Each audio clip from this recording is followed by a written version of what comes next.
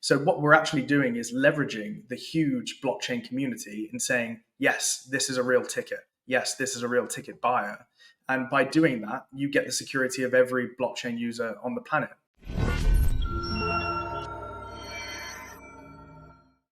It's amazing. When you look at it, you're essentially taking blockchain technology, and we're going to talk a little bit about blockchain here in a minute. But before we get into that, you're taking blockchain technology, which essentially says we're guaranteeing this information that you're receiving is correct, right? That the data and the ticket that we're getting is a real ticket, Yeah, right? absolutely.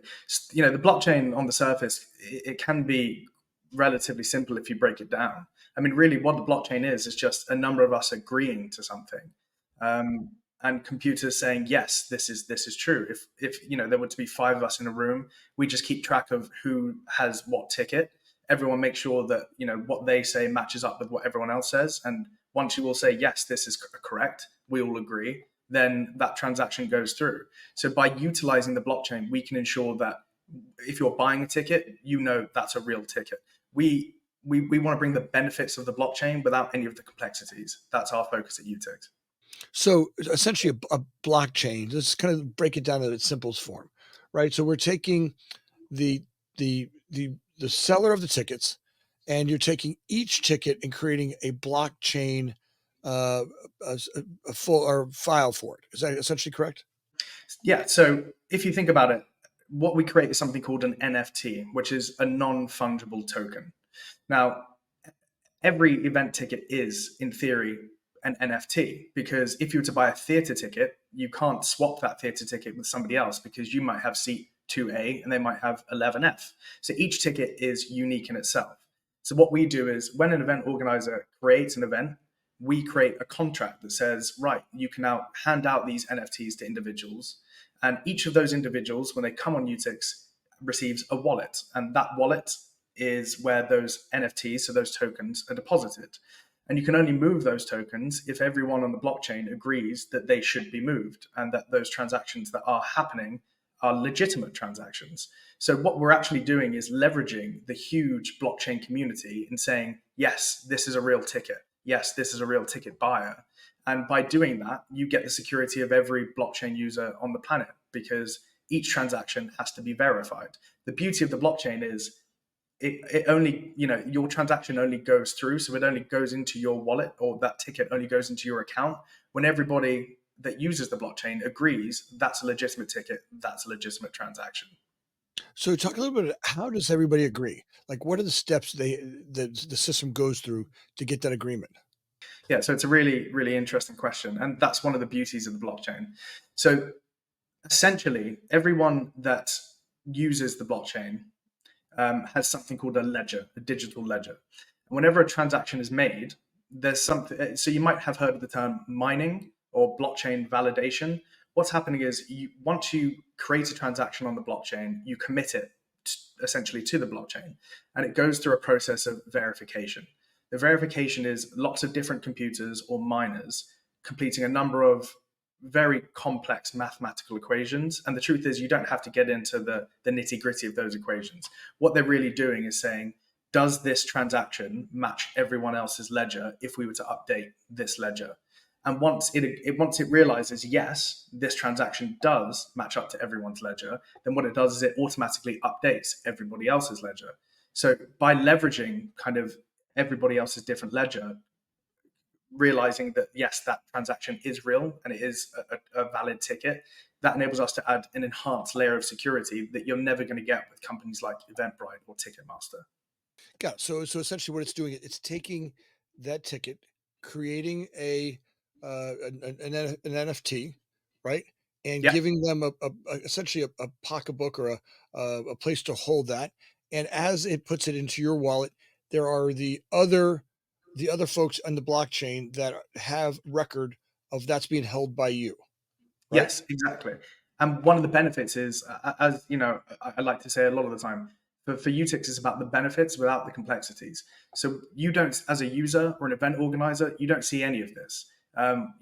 What you see is a conventional e-ticketing platform, but none of those things can happen. So a ticket won't go into your wallet without all of the kind of the background work on the blockchain actually happening. So you can feel secure knowing that your ticket is verified by the blockchain. Got it. So, yeah, and that's really what I want. I want the audience to really understand how blockchain works. So, really, the process. So now, if you decide, okay, I've got this ticket and I can't go to the concert. I've got, I don't know, some event that's going to happen. I want to sell this. And now, the ticket seller may have set up some parameters that you guys will work on that how you can sell that. So now, some tickets some companies or some event holders may say, hey, you can resell that on the secondary market for whatever you want, but some say, I don't want that to happen. I don't want my people that are coming to my concert to be abused by pricing, and may want to hold that pricing at a certain level. And with UTIC, they get the ability to set that secondary market pricing. Yeah, correct. Absolutely. So this is one of the really cool things about blockchain technology. What we do is when an event organizer makes an event, he actually generates something called a smart contract. Now, a smart contract is just like any other contract. So if you were to make a contract for selling your home, for example, or for buying some kind of property, it works the exact same way. The difference is that essentially the blockchain secures that contract. So if you want to do something on the contract or commit a transaction, the same way when you purchase a ticket and it goes into your wallet, essentially all the users of the blockchain need to verify that what happens in that contract is legitimate. So when an event organizer makes an event, if one of the parameters of that contract, same way any normal contract, he may say, if I want the resale on this event to be on, but the maximum price that I'm willing for tickets to be sold above their retail price might be 5% or 10%. Now, on a conventional platform, there would be no way to control that. But the wonderful thing about the blockchain is because every ticket purchase goes through the blockchain, it then calls back to that original smart contract function and says, right, on Utix, this is being sold for 6%, let's say, rather than 5%. Can this transaction go through? And Utix won't let it go through because the smart contract said only 5%. So by utilizing the blockchain and the smart contracts, it allows us to have more control over what event organizers and customers and consumers are actually able to do. So not only does blockchain technology allow us to track tickets, to verify that tickets are real, they actually allow us to implement contracts where all the signing parties have to be in agreement, and it's the blockchain that checks, are these parties in agreement? So it really is, a wonderful innovation. We're very lucky to actually have it. We had any scammers out there found a workaround? Have you seen any increase in the scamming world for coming up blockchain? So it's a really interesting point because I think with scammers and I think with people that do try and get around innovative technologies, whatever it is, they're always going to do their best to try and find some hole and some flaw. The great thing about Utix is what we've done is we've integrated blockchain technology where it makes the most sense. So whereas kind of trying to jam as much Web3, which is what blockchain is, technology into the product, we've only put it in where security flaws are not likely to happen. So we did have one example where a ticket, there was a bot that was trying to buy tickets and then resell them on the secondary market. But we have a program that only takes 10 seconds where if you're trying to sell a ticket on the secondary market, you have to verify your identity. But the wonderful thing is this was a computer and it couldn't verify its identity. So it just went into a constant loop. So it bought all these tickets that it was trying to sell for more money, and it just couldn't do it because it couldn't verify its identity. So by integrating Web3, which is the blockchain technology, and Web2, which is conventional technology as it is today, you can really leverage what we have right now. There's always people that will try and find flaws, but it's about making it increasingly more difficult for each of these people. And the harder and harder it gets, the opportunity cost is just too high, and they're just not going to bother.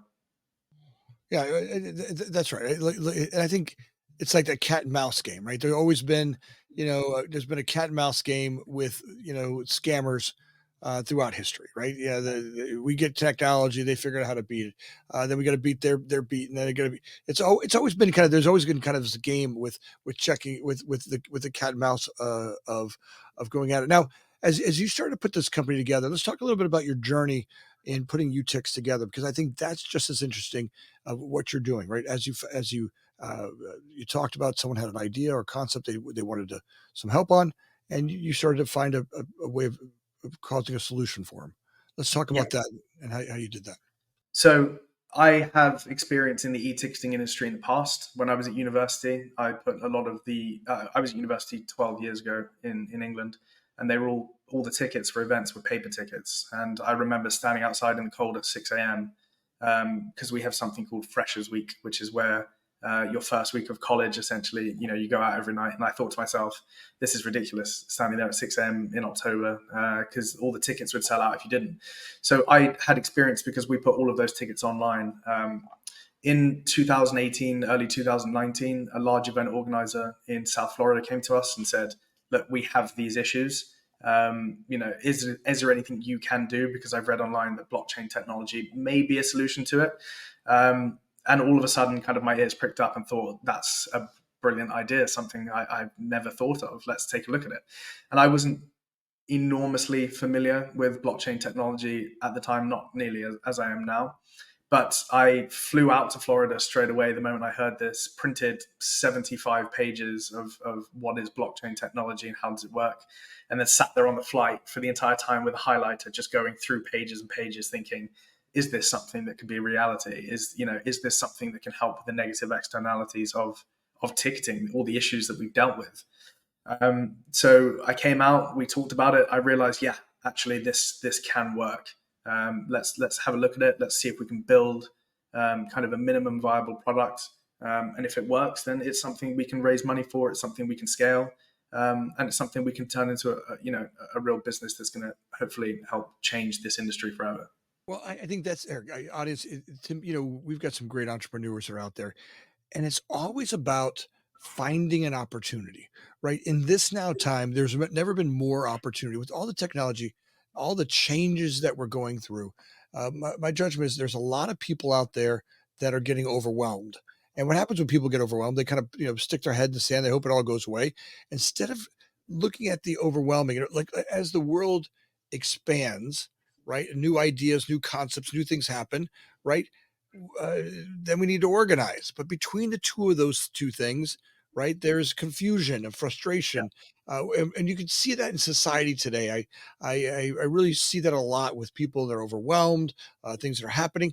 But the real joy and the real beauty is when we really do the work and we start to say, "Oh, look, the world's getting confusing." Right? In fact, that's your golden ticket. Right? Look for the opportunity in the confusion and now more than ever with AI coming at us with all the new technology stuff that's had machine learning, artificial intelligence, all of the robotics and things that are coming down the pipeline. Today is the time, blockchain technology. Today is the time to really look for, okay, where can I exploit that as an opportunity for me to develop an idea? And you did, right? You come up with, all right, I've got blockchain technology, which I can find a way to create real security for an event holder, right, yeah, where they can really control that process, and also it can also stop the monopoly. I mean, up until now, there's been a couple of major companies that hold a complete monopoly on that world, yeah, right? And their fees are getting outrageous and it's getting overwhelmed. And now you get to walk in and go, okay, I'm going to take their experience. I'm going to learn from that, and I'm going to add into it some more skills and some more security features to this. Now, talk a little bit about now you're literally learning on the airplane as you're yeah, flying over to South Florida. yeah. Right, you know nothing about you know absolutely nothing about blockchain. It was really daunting actually because I had essentially just spent 8 hours doing my best to just kind of a rapid fire course on what is blockchain. Is it something that can actually work as a solution? And I think you're absolutely right. There are so many technological advancements and changes as a humanity, as a species. We've never progressed from sitting still. I think it's so important to lean into to what's new and what's constantly changing. I think one of the things about Utix in the industry that we have is these issues have been around for years and years and years. So as a business owner, as somebody maybe wanting to actually start a business, it's what issues are there and how can new technological advancements potentially help those issues, whether it's AI or whether it's blockchain technology. So we had this first meeting and I was extremely excited, but I was also very nervous because we had to move quickly. If this was a legitimate solution to a big issue, then competitors are going to be probably popping up left, right, and center. And that's exactly what we did. One of the issues with blockchain technology is there's something called a gas fee. So a gas fee is a fee that you have to pay to facilitate blockchain transactions on the network. Now, conventional platforms, they won't have this issue. They don't have gas fees, and gas fees can be very high. So essentially, a gas fee can move up and down depending on how congested the network is. If you're trying to send a transaction to the blockchain and everyone's trying to do it at the same time, the person that pays the highest gas fee, they go to the front of the queue. So in an e-ticketing industry where thousands of people are trying to buy tickets, how do you get around the gas issue? So I sat in a room for a week with the rest of the team and we brainstormed many different various ideas of how we can get around this. How can we overcome this solution, this problem, and how can we actually identify a solution? And for us, the solution was, just like I said earlier, you don't need to put Web3 decentralized technology in everything. It was to run a conventional database alongside the Web3 database. So the moment the gas fees went too high, you could swap to the conventional database and then just commit those transactions when the gas fees went down. And we ran tests and we wanted to get an understanding of at scale, en masse, would this actually work? And it absolutely did. For us, it's always been progress over perfection, and that's what we work towards. I think if you continue to push for perfection, which is fine, I think it's notable, and I think it's what everyone wants to do. I think you might drive yourself insane. But if you just, like a lot of people do, just try and make yourself 1% better every day, if you just focus on progress, then, that's how you change the world. I'm with you. I believe that most great ideas die because of that fear of being perfect, right? Look, I have look, I've been an entrepreneur my whole life, and I have killed so many ideas because of just fear, right? I take it that I'm too busy, I can't take it on, that there's going to be this limited amount of time. I make up all kinds of stories that will stop me from Yeah. jumping in and being bold and going to grab and print out 75 pages of a blockchain for dummies and jumping on a plane and going to the new idea. And there's a lot of Is it recording? We gotta make sure. Because on our Yeah. screen it's not saying it's recording. It's recording. Okay. All right, you might have to go back and do some editing. No, I will do because me and Joe were calling about that. Yeah, it's still recording over here. Okay, perfect. Sorry about that. All right, all right. They're gonna do some editing on this one. All right. So how many ideas go through and get lost in fear, get lost in confusion, right? And as you move forward and you jump on this and go, all right, look, I got an idea. Now let's talk about your first. You walk out of that meeting. Now you're like, oh my God, I got something here. I have an opportunity. You're by yourself. Did you have a team at the time? It wasn't a team as such. It was more just a collection of us that realized the opportunity. So it was friends and guys that I'd worked with in the past, where we said, look, this really could be an opportunity. What is it that we're to do about it? So we came out the meeting. We went to. It was the first time I'd ever had a Cuban sandwich. That's one of the things I remember. I'd never had one before, so they took me for that, and we sat down and we thought, right, okay, if we're going to do this, how are we going to do this? And the first thing we needed to do is, is it possible? We're not developers, and blockchain technology isn't conventional development. You can't just go on Fiverr and pick up a blockchain developer. We needed to identify the right people, the right team. We needed to get some money together to establish, is this something that we can push at scale? We needed a business plan in place, and we also needed to look at the regulatory landscape of this. Blockchain technology is something that was very new, and nobody really knew how to kind of navigate that regulatory landscape. So, we spoke to a number of different lawyers and consultants, and eventually settled with a company called Grant Thornton, who are kind of one of the big four consultancy firms, and they really helped navigate us on what the regulatory landscape looked like, because we didn't want to be in a position where we spent so much time crafting this product for it to just get tied up in regulatory nonsense. So that's what we did. We focused on building a version of the product. We focused on how are we going to raise money, and we focused on how can we make sure we do this in a way that's going to ensure the product is as sustainable as possible, that we're not going to run into any road bumps at all. It's amazing how you start to unwind And this is what I tell people: you're really building the plane while you're flying it.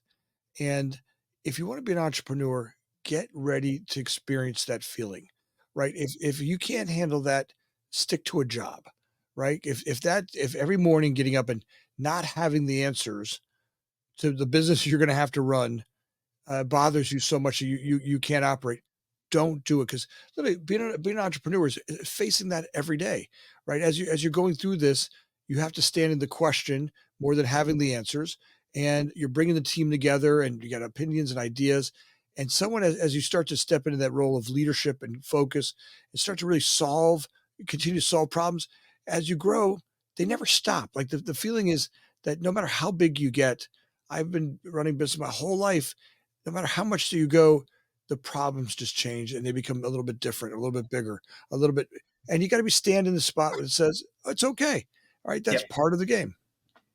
And I think that's completely correct. You're absolutely right. I, for not 1 second, realized essentially how much work it was going to be. I think you really need to go in head first, realizing that it's never necessarily going to get easier. It's got to be something you're really passionate about. I think I went in with this ideology that essentially the larger we got, I was essentially just going to sit back with my cigar and enjoy life. And that's not the case at all. It becomes progressively, it can be, quite stressful from time to time. I think running a business, as you know, can be very stressful from time to time. But if you're doing it about something you're really passionate about and you're trying to change and you're trying to disrupt, it's a cliche, but people say, then it's never really a day of work. If you're very passionate about what it is you're doing and you're trying to make a change to the world and you're helping people, there are so many people that reach out to us and say, we love the work you're doing. Then that is what continues to drive you. Whether, as a business owner, as you know, you've got to wear so many different hats day to day. But having people reach out and say, you're really changing the industry, you're really helping us, that's what continues to push me to pick up each of those hats each day. It's, an adventure. It's an adventure. And a lot of times I've had that same sentiment, like I'm going to work really hard and I'll be able to stick my feet up and I'll be able to sit back and play golf. And the truth is, as I've grown companies, I've worked harder. Right? I continue to grow more and more and more every time we take another step. Every time we push the stick forward, we push the game forward on how many companies we got going now. There are I find, and what I work on today is different. Right? Today I work on me and how to handle what I'm doing. What are the practices I've got to do to keep my systems in check, my body in check, and for the amount of work that I'm doing? How do I show up at the office, eat better than I've ever eaten, sleep better than I've ever slept, really spend the time with my family and friends to make sure that I'm not neglecting that. But also by doing that work, it helps me be in the office way more present. When I'm here, when I'm in the office, when I'm in front of the mic or the camera, I can be in front of the mic and the camera, and the world outside of here is well taken care of, right? I don't bring into the studio drama from my day. I can be present with the guests that are here, or if I'm in an office at CDO Group, I can be present with the employees that are there, or whatever business I'm working on that day. It allows me to be there. And that, I believe, is where we really have to look at the work as leaders. How do we work on us as much as we work on the company, right? What are the practices and skills and learnings that we do to build these companies? So let's talk a little bit about, so now you come out, you got a group of friends. How do you get your first fundraise? Super interesting. So I think with any investment and any investors, you need to have investors that see your vision and also recognize the problem. I think, anybody that asks me and has done in the past, oh, I'm looking to raise money for X, Y, and Z. It's other people you're raising money from. Do they understand the problem? Are they aware of the problem? Is it a problem that's actually affected them? So we didn't want to do an equity sale for a number of reasons. The thing is, in 2018, 2019, 2020, the cryptocurrency market was so hot that you didn't need to do an equity sale. There were, these tokens going to thousands.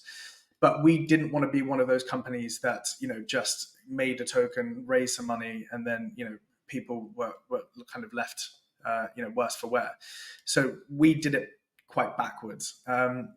We went to the regulators, we went to Grant Thornton, as I said, and said, look, we want to raise money through a token. Is this something that can be done and can be done the right way? And they said, yeah, absolutely.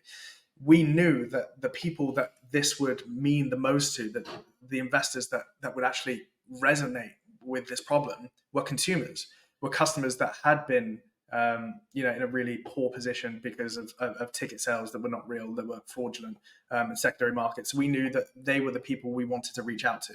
They were the investors that we would do the best with, because any VC or any private equity, so any VC or venture capital or private equity firm, they want things like, firstly they want equity, but they also want years and years of revenue at least. And we were in a place where all we had was an MVP and we needed to scale this. So Grant Thornton said to us, yeah, absolutely. There's a way you can do this. You can do a token sale without any issues at all. But you have to get regulated. You have to become an approved token. So this was a regulatory process that actually took 2 years for us. It was something called the Virtual Financial Asset Act. And in the United States, you have something called the Howey test, which is a test to see whether something is a security or not a security. And it's very similar to that. So we went through a 2-year process of going back and forth and adjusting our business model, adjusting the token, how it would actually work, and how we would incentivize users and tie it to the revenue of the company. They eventually said, yeah, the regulator is the Malta Financial Services Authority, the MFSA, said you guys were approved. Yep. And this year we did a 6-month raise, and we closed that out, and we closed just shy of $5 million. Wow. So we're very happy. Wow. Yeah. Yeah. So along the way, let's talk about those days before the 5 million. Yeah. Okay. Here, how do you fund it until then? You have stakeholders that really believe in you and the product. So we had a number of directors of the company. We went out to individual investors and said, we raised essentially on a safe agreement, but it was a safe agreement is it's kind of a standard agreement for future equity. But we raised on an agreement, it was a safe agreement for tokens. So once we were approved, you would get tokens for the investment that you obviously put into the company. For the amount of money that you put into the company, you'd get tokens. And they really needed to believe in the idea, and they really needed to believe in the team. And that took time. It's difficult to find investors. It's difficult to find angels. But we were fortunate that we were in a macroeconomic environment where interest rates were low. Stock market, as people had seen over the last couple of years before COVID, was absolutely on a tear. And we had a number of investors that we'd worked with in the past. I used to work in financial services, as do some of the other directors of the company, so we knew investors. And we went to them. We said, look, this is our idea. These are the revenue models. These are the financial forecasts. And we're going to go and do it the approved, regulated way. And they believed in us. And we were very fortunate they believed in us, because without them and without their support, we wouldn't be where we are today. So they supported us through the pandemic. They supported us to the point of this year where we got approved as a virtual financial asset. And now they're in a position where, they've been repaid for that support. And we as a company, or we as a token, are looking to list at some point this year, towards the end of this year on exchange. Well, Max, I got to tell you, your wisdom and you jumping out there and bravery, it's a great example. Look, entrepreneurs, as you're listening to the show, you're always asking me questions. How do I go raise funds? How do I get investors in this? This is exactly how to do it, right? At first, you're bootstrapping. You're getting anybody that can believe in you. Anybody believes in you, your story, and mostly you, right? You're selling yourself, and they got to believe in you. And then then you go out there and create some real integrity by going through the systems, right? Having a regulators, having an accountant or a CPA or a firm really look through you and make sure you're practicing, real financial impeccability, and then start to go through and learn all the processes that you have to go through. And like every business, every day there's a learning that has to happen. There's no one wakes up knowing how to do this. In fact, if you do, believe me, your competitors have gotten there first. The real advantage is that you're always kind of learning and making it better and making it better. And at any given time, if we stop trying to do that, the competition will catch up to us. And that's really the joy of being an entrepreneur, is that you're constantly looking to make it better. and outrun your competitors out there, so that you still got a good market share. So, Max, it's exciting to have you on. I'm really, as you continue to grow, I'd like you back on the show more. I want you to talk to me about more about your next raise, and as you guys hit the marketplace and really start to blow up, I'd love to continue to shine a bright light on the work that you're doing. You're a really great guest to have on. I'm excited. So thanks a lot for being here today. Thank you so much for having me. It's been an absolute pleasure. I love the podcast, and I'm very much looking forward to seeing the future podcasts and coming back.